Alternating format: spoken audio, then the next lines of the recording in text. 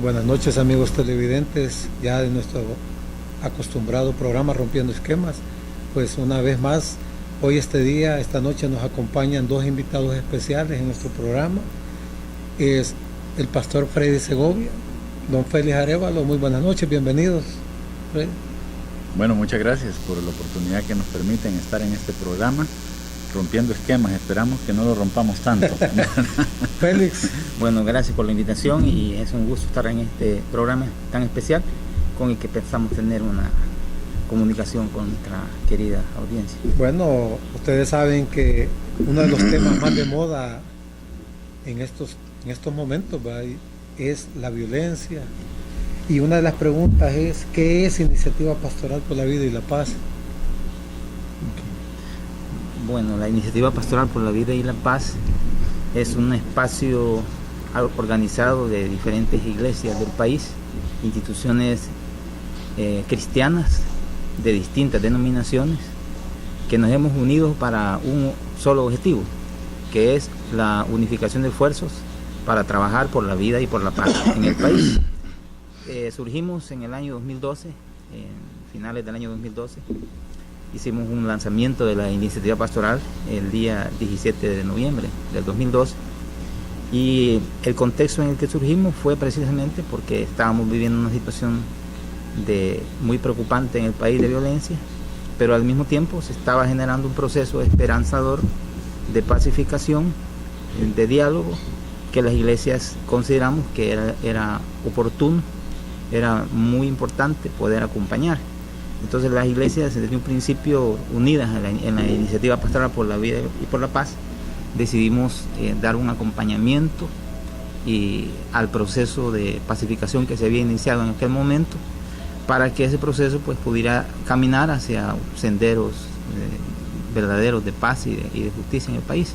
Eso es como nuestro génesis, digamos, nuestro origen de lo que es la iniciativa pastoral. Está compuesta por las iglesias históricas, iglesias luteranas, iglesias reformadas de El Salvador, la iglesia episcopal, iglesias bautistas, las iglesias que conforman la Alianza Evangélica de El Salvador, que son una gran cantidad de iglesias y congregaciones del país. Está incorporada también la Red Nacional de Pastores, que es un cuerpo que aglutina alrededor de 2.500 pastores del país, que están más que todo trabajando en temas pastorales dentro de los centros penales, contribuyendo a esa parte. Y están también otros organismos como el FECLAI, que es el Foro Latinoamericano de Iglesias, el capítulo de El Salvador, y así se van sumando a la iniciativa otros organismos y otras instancias cristianas que están comprometidos con la paz en el país.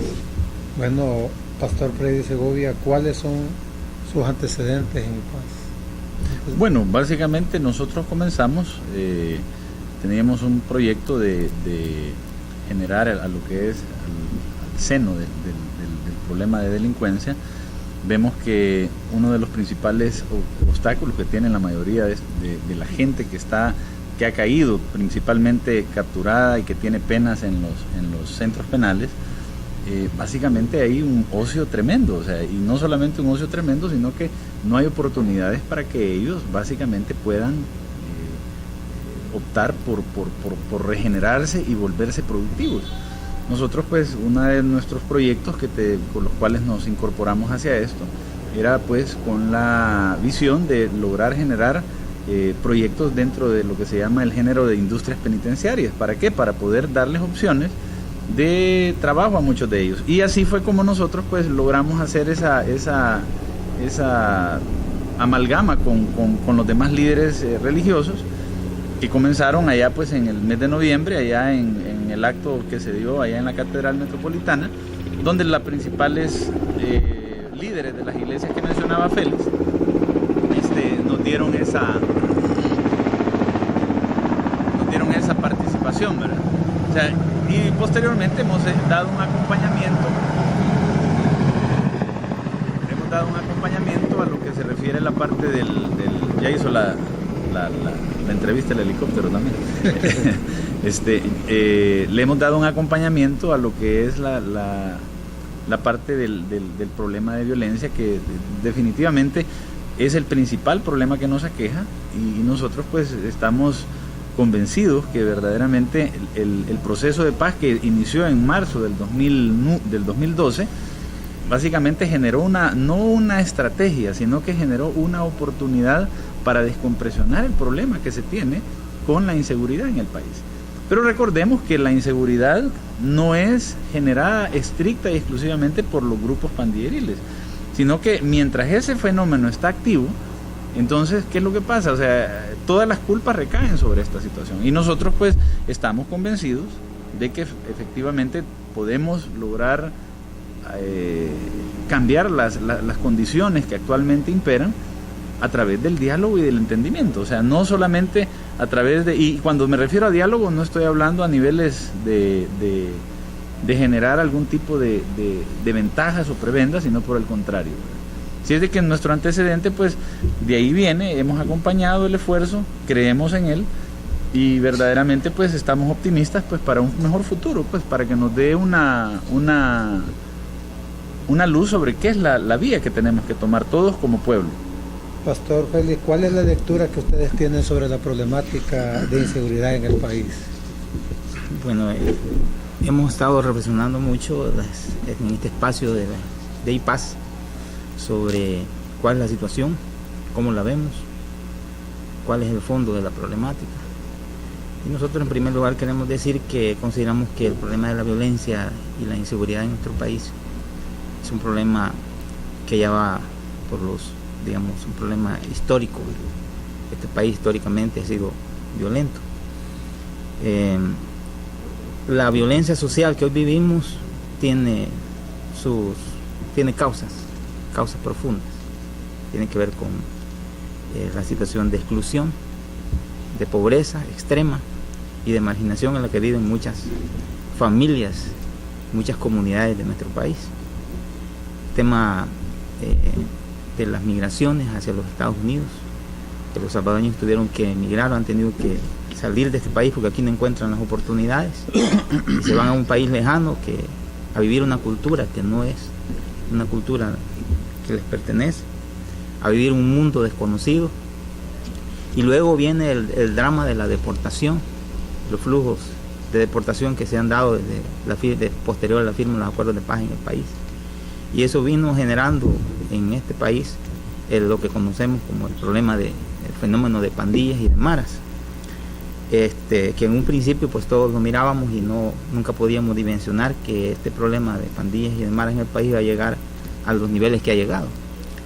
El país, la sociedad entera, el Estado en su conjunto, creemos que actuó de manera, digamos, un poco indiferente a esta problemática y lo dejamos pasar. La situación entonces se nos ha ido agravando a tal grado de lo que ya todos los salvadoreños y salvadoreñas son testigas en este país de la situación que tenemos. Entonces, como este es un problema tan grave y tan complejo, y es un problema de tipo también estructural, nosotros creemos de que la manera de abordarlo también tiene que ser una manera estructural. No podemos abordar este problema desde las ramas, ¿verdad? Desde como intentar ponerle parches a la problemática, sino que tenemos que ir a buscarle soluciones estructurales, soluciones de verdad, soluciones que verdaderamente le den una respuesta o una solución, no de corto plazo, sino de corto, mediano y largo plazo a esta problemática. Entonces, este problema es un problema en el que tienen que intervenir para buscar una solución todos los actores de la sociedad y todo el Estado en su conjunto, no solo el gobierno, no solo el Ejecutivo, sino el Estado estrictamente hablando, que va más allá del Ejecutivo. Aquí tienen que intervenir todas las instituciones del Estado, llámese esto, Ejecutivo, gobiernos locales, Ministerio Público, Fiscalía, el sistema de administración de justicia del país, la Asamblea Legislativa, la Procuraduría para la Defensa de los Derechos Humanos y todas las instituciones que pertenecen al Estado, pues de alguna manera tienen que estar cruzadas en la unificación de esfuerzos para encontrarle una respuesta a esta problemática, porque es una respuesta compleja. Y las respuestas tienen que ser integrales, tienen que abordar todos los componentes. Tenemos que trabajar y también buscar una manera de cambiar el enfoque con el que se ha venido buscando solución a este problema, porque siempre se ha hablado de que se le ha estado buscando una solución, pero ha estado más que todo por la vía de la represión, estrictamente la represión del delito. Hemos estado buscando encarcelar y llevar a la cárcel a los delincuentes, cosa que es algo de lo cual el Estado no puede renunciar, sino que es algo que le corresponde hacer. Pero el problema está en quedarse nada más en esa parte de la represión del delito. Se tiene que hacer un replanteamiento de este enfoque, de esta estrategia nacional para poder solucionar la problemática, que tiene que ir a incorporar todos los componentes de prevención, de rehabilitación y de reinserción.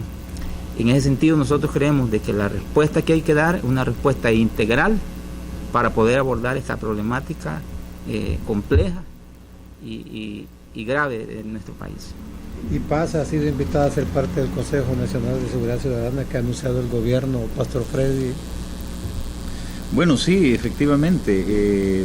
A raíz, considero yo, pues que la iniciativa pastoral ha venido teniendo durante todos estos meses, bueno, inclusive ya más de 2 años casi, hemos tenido esa participación activa en el factor de abordar, o sea, haciendo una invitación, una reflexión para que el problema de la violencia sea abordado responsablemente. Nosotros como iniciativa inclusive hemos generado varios llamados. Primero hicimos una carta pastoral que la dirigimos en el mes de junio del año 2013 y posteriormente hicimos otra reflexión que la llamamos en abril de este mismo año y consiguientemente pues hemos estado insistiendo en el tema del factor del diálogo. O sea, ¿qué es lo que nosotros... ahora me va a decir usted por qué la insistencia, cuál es el por qué nuestra necedad, si usted le quisiera llamar así, alrededor del tema del diálogo. La última década, verdaderamente, si usted podemos retroceder el reloj en 10 años, y no quiero hablar más tiempo porque en los últimos 20 años, tal vez lo único pero me voy a quedar con la década, lo único que verdaderamente logró reducir los homicidios sustancialmente fue el factor del diálogo. O sea, aquí no estamos hablando sobre aspectos netamente de ver que aquí hubieron varitas mágicas o algo por el estilo. Es más, me atrevo a decir, lo que la mano dura no hizo en 10 años, el proceso de paz lo consiguió en apenas 6 meses. Así de sencillo. Entonces, ¿eso qué nos indica? Indica de que no es que usted vamos a tomar el diálogo con las pandillas o con los que están generando la violencia como que esa va a ser el mecanismo en el cual nosotros vamos a comenzar a actuar, porque verdaderamente no creo yo, y yo creo que lo que hemos aprendido en estos años es que no podemos hacer de que el diálogo se convierta en la política de Estado. No, pero el diálogo sí es una oportunidad para la paz, o sea, una oportunidad para lograr la paz. ¿En qué sentido? Bueno, veamos el caso especial. Por ejemplo, estamos para el canal de Apopa, por ejemplo, Valle del Sol. Valle del Sol logró una articulación dentro de la misma comunidad, los mismos líderes comunales, las mismas autoridades, los mismos que estaban generando la violencia. ¿Cuál era la realidad de Valle del Sol hace 4 años, mi hermano? Bueno, sí. Le cambio la pregunta. Bueno, era una de las colonias a nivel latinoamericano, era como la número 56 de las más violentas. Correcto. Ahora imagínese usted, ¿cree usted de que fuera de un punto de vista ético, religioso o dentro de lo que es el sentido común, venir nosotros y despreciar ese cambio sustancial que ha tenido esa comunidad en los últimos 2-3 años? Entonces, para nosotros verdaderamente eso es lo que estamos haciendo, la reflexión hacia todos. O sea, no se trata de venir y decirle a los muchachos, ok, miren, las pandillas a partir de ahora mandan en estos territorios o van a hacer aquello. No, ¿sabe qué? Si hay experiencias, y le voy a mencionar, por ejemplo, Valle del Sol es un caso, Ciudad Delgado es otro, y Lopango es otro. Tenemos ejemplos, por decirle, bueno, imagínense, y me voy a ir a lugares donde verdaderamente la misma comunidad, porque hay veces pensamos de que nosotros los espacios se abren porque estos son prebendas o cuestiones ya maléficamente o desde un punto de vista maquiavélicamente planeadas. No, si no tiene nada que ver con eso. Por ejemplo, el caso de Puerto del Triunfo, fíjese que es bien interesante que es el único municipio Puerto El Triunfo, que bajo la iniciativa del señor alcalde, por cierto, saludos al señor alcalde si alguien por ahí lo ve o está viendo este programa, él con los líderes de las mismas pandillas comenzó a articular, y ellos fueron los que dijeron sumarse con el esfuerzo, fíjese, y el apoyo de las iglesias, porque esto es bien importante, porque si no hubieran tenido el apoyo de las iglesias en ese esfuerzo, ellos jamás se hubieran metido para este esfuerzo. ¿A qué quiero llegar con esta situación? O sea, nosotros, ¿qué proponemos? Proponemos verdaderamente que se genere un diálogo, pero un diálogo franco y sincero. Primero, que involucre a todos los, como decía Félix, primero, mire, no podemos hacer nada si el Estado no participa. Así de sencillo, si el Estado no participa, y no digo de que ellos tienen que estar dialogando con las pandillas, no, el Estado tiene que estar consciente de que verdaderamente tenemos que buscar los mecanismos alternos. Este problema es un problema verdaderamente, llamémosle así, que se sale de las medias, o sea, no hay nada que usted pueda decir, mire, este problema tiene un causal X, Y, Z. Esto es un problema serio, y es más, como es un problema complejo, las medidas para resolverlo tienen que ser complejas. Entonces nosotros hemos propuesto, a través de la invitación que nos han hecho, ¿verdad?, al gobierno le hicimos una propuesta clara, o sea, le hablábamos de un diálogo tridimensional. ¿Por qué tridimensional? No es porque se van a poner lentes y van a ver en 3D la película, no. Tridimensional, estamos hablando 3 dimensiones diversas de diálogo. Primero, un diálogo gobierno con la sociedad. ¿Por qué gobierno con la sociedad? Preguntémonos, ¿por qué? Porque verdaderamente tenemos todos que tener un diagnóstico real de lo que verdaderamente pasa aquí. O sea, aquí no podemos seguir dándonos, como dice, a todo con el dedo todos. Tenemos que verdaderamente ser objetivos, abordar este problema por las causales que verdaderamente lo generan.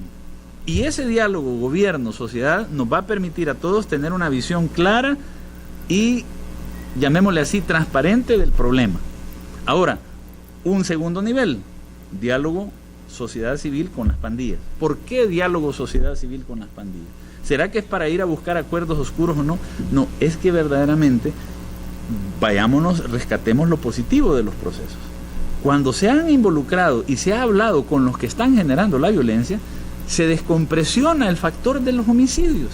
Y se ha demostrado también que a través de las mismas experiencias, que al bajar la violencia, mire, por ejemplo en Apopa, le voy a poner un caso. Apopa ha estado asediada fuerte por la extorsión. ¿Cuántos negocios pequeños se han cerrado? ¿O cuántos negocios dicen, mejor prefiero mantenerme ahí y están en una situación apurada, difícil? Entonces, mira a dónde quiero llegar. Mientras no se hable con las personas que están generando la violencia, ¿cómo se van a buscar opciones? ¿Sabe usted que aquí, por ejemplo, se maneja una cifra de un desempleo a nivel nacional para jóvenes de un 21%? Pero yo le garantizo que en Apopa, mis amigos televidentes, allá el desempleo para los jóvenes, o sea, de aquellos que ni estudian ni trabajan, le garantizo que sobrepasa el 50 hasta el 60%. Entonces, discúlpenme, ¿cómo vamos a resolver esto si no tenemos un diálogo franco con ellos? Es el segundo nivel, fíjese. Primer nivel, sociedad civil, gobierno para dar una lectura real. Segundo nivel, sociedad civil con las pandillas para hablar con ellos cómo podemos bajar la tensión en los territorios. Y tenemos un ejemplo claro, Valle del Sol, ustedes mismos en Apopa. Cuando hay entendimiento, cuando hay transparencia, cuando no hay elecciones de por medio, ni cuestiones, como dicen, dados cargados, los resultados pueden ser factibles. Ahora, y un tercer nivel es el diálogo entre las pandillas mismas, porque lógico, ellos se tienen que entender, mi amigo. Si ellos no se entienden, olvídese. Y a mí me da también no sé qué, que la misma gente habla de aquí de dos pandillas. Y para todos mis amigos televidentes, déjenme decirles de que aquí no son dos pandillas. Aquí tenemos, mire, la MS, la 18 ya en 2 vías, tenemos la Mao Mao, la Mirada Loca, la Máquina. O sea, son diferentes grupos y estos grupos no han salido como franquicias, o sea, han sido el resultado de una ausencia integral de respuestas integrales a la problemática. Y por eso considero yo que nosotros en esa propuesta, creo yo pues que el gobierno ha visto esa capacidad de entendimiento, de conocer, o sea, porque si nos han llamado no es para ir a tomar la foto, es porque creo que hasta la fecha pues esta iniciativa ha demostrado de que tiene en cierta manera una lectura bastante clara del problema. ¿Cuál es la expectativa de IPAS en la participación en el Consejo de Seguridad, Pastor Félix? Bueno, nosotros, primero que nuestra expectativa de participación en ese espacio, digamos como iniciativa pastoral, como representando a las iglesias, es precisamente contribuir a abordar la problemática de manera integral. Y nuestro enfoque pues va por el lado de las intervenciones que podemos planear y desarrollar desde el sector de iglesias, pastoralmente hablando. Entendemos de que en esta comisión, en este Consejo Nacional de Seguridad Ciudadana, va a tener como marco la Política Nacional de Justicia, Seguridad y Convivencia, que ya es un documento que existe en el gobierno y que es una política que se va a implementar a partir de este periodo. Esa política de seguridad, justicia y convivencia, revisándola un poco, tiene 5 ejes. Nosotros, ¿cómo nos vemos participando, digamos, enmarcados en una estrategia para que avance la solución al problema de la violencia desde la prevención y desde el diálogo? Pues nos vemos participando concretamente de manera activa en algunos de estos componentes. Los voy a mencionar. El primer componente de esta estrategia nacional es la represión y control del delito. Digamos que este es el eje principal de la labor disuasiva y represiva que tiene que cumplir el Estado para combatir y controlar la violencia y el delito. En este tema, pues nosotros hemos visto que hay algunos indicios y algunas señales de que el gobierno está generando un replanteamiento estratégico, digamos, del rol que debe cumplir las fuerzas represivas del Estado para poder reprimir el delito. En ese sentido, por ejemplo, el anuncio de la policía comunitaria, que es un anuncio interesante y que se está haciendo ya un despliegue en todo el país para poder generar una nueva actuación, digamos, un rol mucho más activo y mucho más proactivo, digamos así, de la Policía Nacional Civil, que no solamente va a buscar reprimir el delito como lo ha hecho anteriormente, sino que va a buscar de alguna manera establecer un acercamiento y ganarse la confianza de la población. Nosotros creemos que en este campo es importante que desde las iglesias sugerimos incluso en esta propuesta que debería de hacerse una reingeniería estratégica de la Policía Nacional Civil para que la policía pueda cumplir un papel mucho más efectivo, mucho más adecuado, digamos, para buscar una solución a este problema. De tal forma de que lo que haga la policía repercuta en que se va de alguna manera reduciendo la violencia, no solo persiguiendo el delito, sino actuando en la reducción de la violencia. Luego, el otro eje estratégico que tiene esta política es la prevención social de la violencia. Precisamente nosotros creemos de que una manera de hacer una buena labor de prevención de la violencia es a través del diálogo. El diálogo debe ser el instrumento y la herramienta eficaz para buscarle solución a los conflictos, para buscarle una solución constructiva a los conflictos. Entonces, en este caso, aquí se enmarcaría la propuesta que nosotros estamos haciendo de establecer el diálogo a nivel de país para poder reducir la violencia, reducir homicidios, reducir todos los indicadores de violencia que hay, y que tiene que ser precisamente a través de un diálogo serio, permanente, y un diálogo constructivo que nos lleve al final a encontrar unas salidas a esta problemática. En ese sentido, pues ya lo explicó el pastor Freddy Segovia, en qué consiste la propuesta de diálogo que nosotros estamos haciendo. El otro componente de esta política es la rehabilitación, reinserción de las personas privadas de libertad, porque las personas que están privadas de libertad están cumpliendo una pena y el Estado está en la obligación de que esas penas se cumplan con un objetivo, que es el objetivo de que al final estas personas que han cometido un delito y están pagando la pena sean rehabilitados y reinsertados como personas de bien a la sociedad, para devolverlos a la sociedad ya rehabilitados y como personas de bien. En ese sentido, tenemos que preguntarnos si el sistema penitenciario actual en este país está cumpliendo esa misión del Estado que la Constitución le da, Y nuestra respuesta es que no lo está haciendo, porque las condiciones en las que estas personas están pagando las penas son condiciones extremadamente inhumanas, ¿verdad? Este país tiene capacidad, por ejemplo, para albergar alrededor de 8.000, un poco más de 8.000 personas privadas de libertad. ¿Y qué es lo que tenemos en esas cárceles? Tenemos más de 30.000 personas privadas de libertad y como 27.000 personas en el sistema dentro de las cárceles, y hay como 4.000 o más personas en las Bartolinas de la Policía Nacional Civil. Entonces tenemos que hacer un gran esfuerzo para poder hacer un fortalecimiento del sistema penitenciario, para que el sistema penitenciario del país cumpla la misión que tiene que cumplir, que es la rehabilitación y la reinserción. Las iglesias en ese aspecto tienen mucho que aportar, porque estamos pidiendo en esa propuesta que hemos hecho el poder hacer una labor pastoral, ¿verdad? Dentro de las cárceles, para que en el mismo nivel de las cárceles podamos dinamizar los componentes del diálogo, los componentes orientados a la rehabilitación y la reinserción, que requieren una cantidad de medidas y de estrategias de programas sociales. También el otro componente es el tema de víctimas. Este es un eje estratégico de la política. Nosotros ahí también creemos que las iglesias pueden aportar mucho. El tema de la justicia restaurativa, el tema del pastoral para poder atender a las víctimas, el apoyo o el soporte que debe de darse a las víctimas en los procesos que cuando suceden los hechos de violencia en el país. Eso pasa por llevar en un momento determinado hasta generar las condiciones para poder hacer la reconciliación en nuestro país entre víctimas y victimarios. Hay una gran labor que podemos hacer nosotros como iglesia y creemos que en este espacio se pueden abrir estas oportunidades.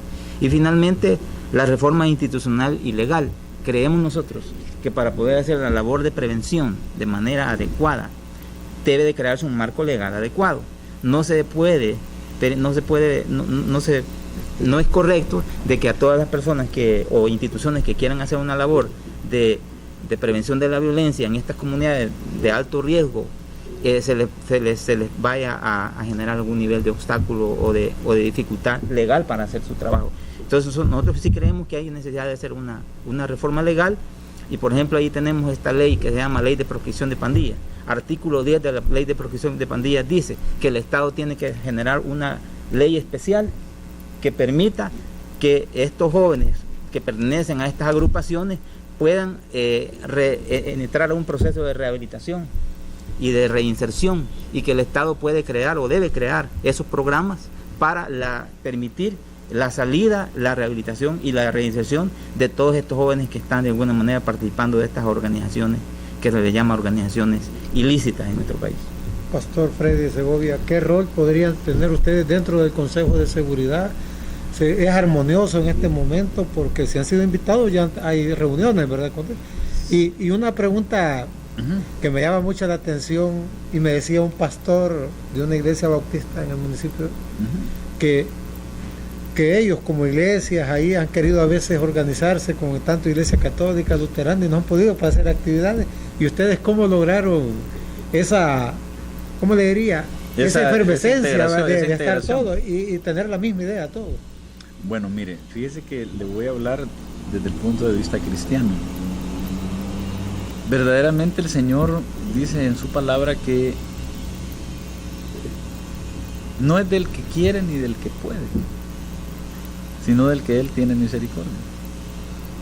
Hay veces nosotros queremos hacer las cosas a nuestra manera, a nuestra forma de ver las cosas, a querer como, llamémosle, querer sacar adelante nuestros propios proyectos.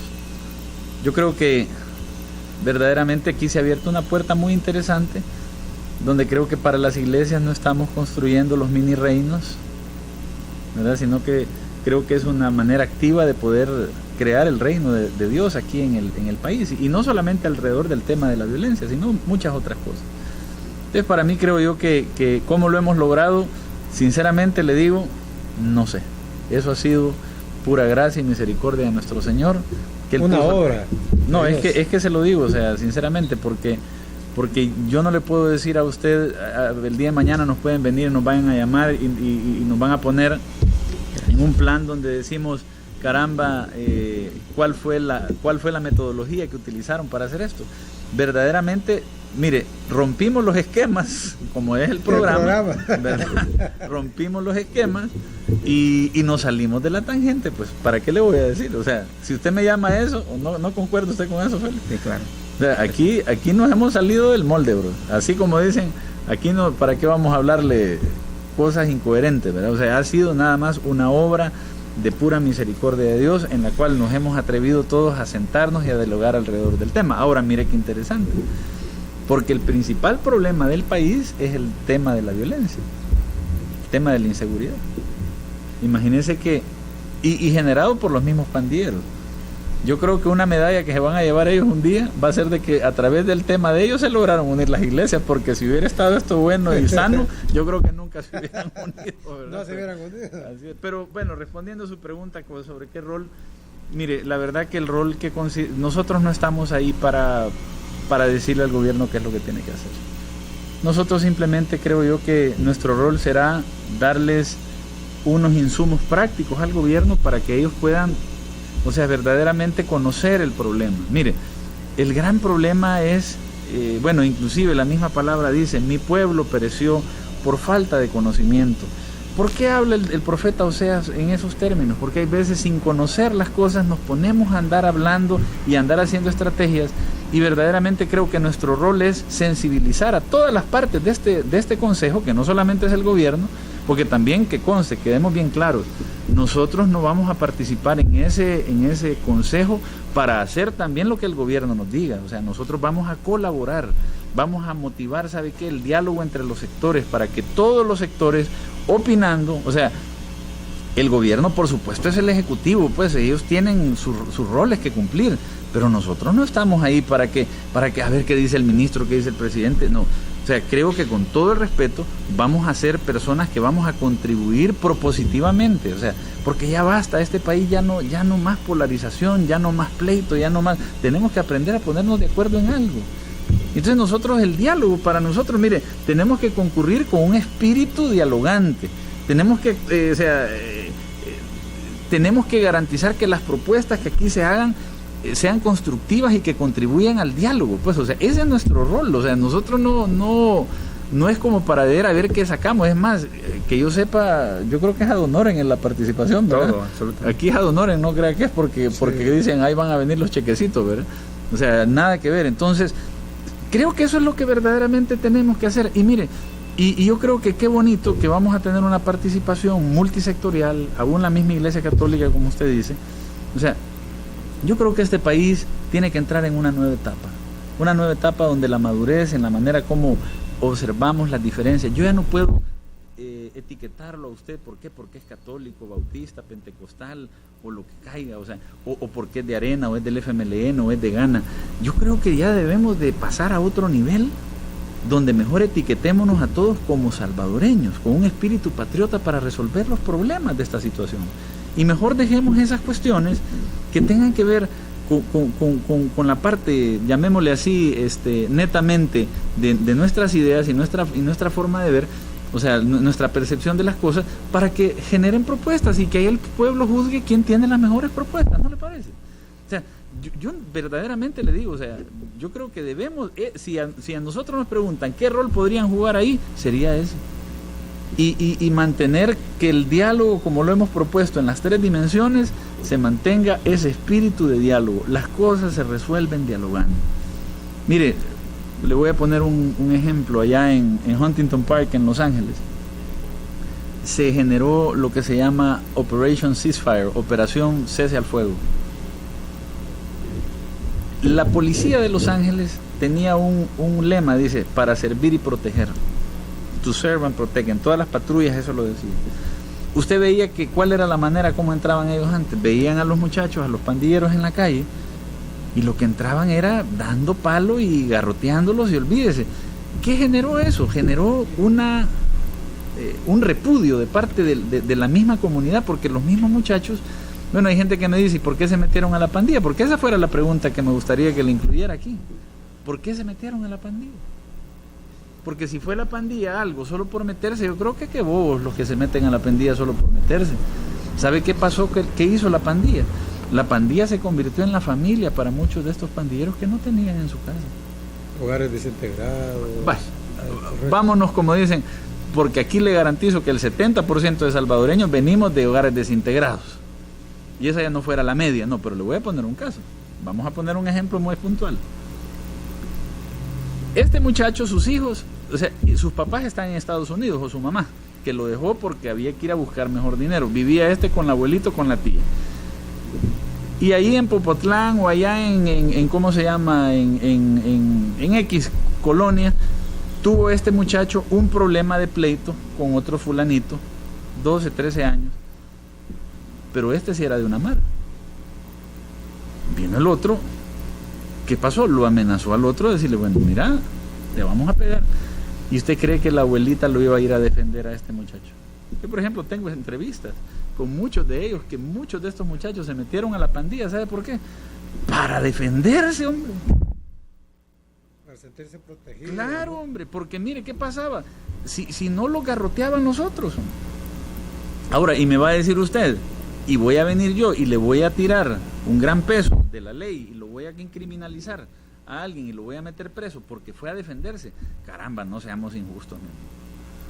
O sea, discúlpeme, o sea, bueno, le voy a dar una cifra ahí solo para que quede de ver, porque ya vamos a terminar la entrevista. ¿Sabe usted cuánta gente de los que están privados de libertad conocen a su mamá y a su papá? Apenas. Fíjese, los que no conocen a su mamá y a su papá llegan a un 32% en el sistema penitenciario. Imagínese usted, ¿qué clase de valores? Pues? Mire, yo tengo el caso de un niño, que ese niño era un huerfanito, que en un punto de buses, oiga esto, en un punto de buses los motoristas, no le digo todos, porque era un par de sinvergüenzas ahí, por un plato de comida lo violaban a ese niño. Por un plato de comida. Es lógico, tenía 8 o 9 años cuando pasó esto. ¿Qué cree que pasa cuando ya llegan a la edad adulta y se recuerdan de estas cuestiones que le hicieron a esas personas? Y sin tener a una madre y un padre. ¿Qué clase de corazón cree que nació ahí en ellos? Y muchos de ellos se han metido a las pandillas. Entonces, nosotros como sociedad, perdóneme, mi amigo televidente, y más estoy hablando del municipio de Apopa, tenemos todos cierta cantidad responsable, ya sea directa o indirecta, del fenómeno que nos aqueja. Así que así mismo creo yo que debemos de involucrarnos para resolver este problema. Pastor Félix, una pregunta muy importante y muy breve. Viene un momento electoral, ¿qué le pide a los partidos políticos? Porque en la anterior usaron el tema de la violencia como una bandera política, y el ver de contribuir creo que afectó más a la violencia. No sé usted qué le pide a los partidos políticos. Yo lanzaría la siguiente pregunta: ¿qué creen que es más importante para la población? ¿Solucionar el problema de la violencia o las elecciones del año 2015? O ganar las elecciones del año 2015. Yo creo que a la población le urge que ya de una vez por todas hagamos a un lado los intereses mezquinos partidarios y que nos pongamos a trabajar por el país. Y el país demanda una solución urgente y eficaz a la problemática de la violencia. No podemos permitirnos politizar un proceso de pacificación. No podemos tampoco permitirnos politizar iniciativas de diálogo. Tenemos que hacer este problema y las soluciones a este problema, tenemos que sacarlos de los procesos electorales. Si no, lo que vamos a tener es exactamente lo que ya tuvimos en la experiencia anterior, donde un proceso de pacificación que ofrecía bastantes posibilidades, bastantes oportunidades para avanzar en la solución del problema, ¿verdad?, lo politizaron, lo cercenaron y lo satanizaron al nivel de que ya escuchar hablar de ese proceso es como escuchar una mala palabra. O sea, solo en este país del mundo, la palabra tregua es satánica. Solo aquí, en todos los países del mundo, hablar de eso es algo normal. De reducir la violencia. de ponerse de acuerdo para ya no matarse, ¿es bueno o malo? Creo que es bueno, todo el mundo sabe que es bueno. De decir, miren señores, calmémonos porque nos estamos matando, ya no nos matemos. Hagamos un pacto de no agresión, eso es bueno para cualquier sociedad, para cualquier proceso de pacificación. Y aquí, ¿por qué eso no es bueno? O sea, eso es una cosa absurda. Una pregunta ¿no? que hay que hacerse en otra entrevista, ¿verdad? Sí. Porque eso a los antiguos mediadores, y sí, actuales mediadores, ¿verdad? Porque siguen mediando, don Raúl Mijango, Monseñor Fabio Colindres, tengo entendido, ¿verdad? Y muchos más. En este país hay muchos mediadores, porque a diario en las comunidades, los líderes comunales están mediando para mantener, ¿verdad?, sus colonias tranquilas. Lo que sí vamos a dejar, voy a ir rompiendo esquemas, ¿verdad? Ya el tiempo también ya nos absorbió. Voy a dejar que ustedes se despidan de nuestra noble audiencia, ¿verdad? Esperando volverlos a tener aquí porque es un tema de violencia, es grande, ¿verdad? Es un tema que vamos a pasar 8 o 10 días y no terminamos hablando de un tema de la violencia porque es tan grande el fenómeno. Pero qué bueno que hay iniciativas como Iniciativa Pastoral por la Paz y la Vida, que está trabajando ya de un par de años, ¿verdad? Y estar ahí con el gobierno, como ustedes lo dijeron, no por tomarse la foto, sino por contribuir a este país, ¿verdad? Don Freddy. Bueno, un llamado primero a la comunidad. ¿Y por qué digo a la comunidad? Porque verdaderamente este problema necesita de muchos mediadores. Y los mediadores puede ser tú, el que estás viendo este programa. Y digo mediador, ¿en qué sentido? Que busques verdaderamente que haya entendimiento, que la gente busque soluciones concretas a esta condición de violencia que se está viviendo. Nosotros, como pastores, verdaderamente llevamos el mensaje de esperanza de nuestro Señor Jesucristo, donde su mensaje radicaba en misericordia y justicia. ¿Qué es la misericordia? Tener compasión, perdonar de aquel que está necesitado, de aquel que está en problemas. Y la parte justicia, ¿sabe qué es? Es pararnos siempre con la verdad. Mientras nosotros tengamos esos dos elementos como comunidades, la misericordia y la justicia presentes, veremos cambios radicales al seno de nuestras comunidades. Pero esto no lo pueden hacer dos personas, es más, nosotros no lo podemos hacer, nosotros no estamos allá en tu comunidad.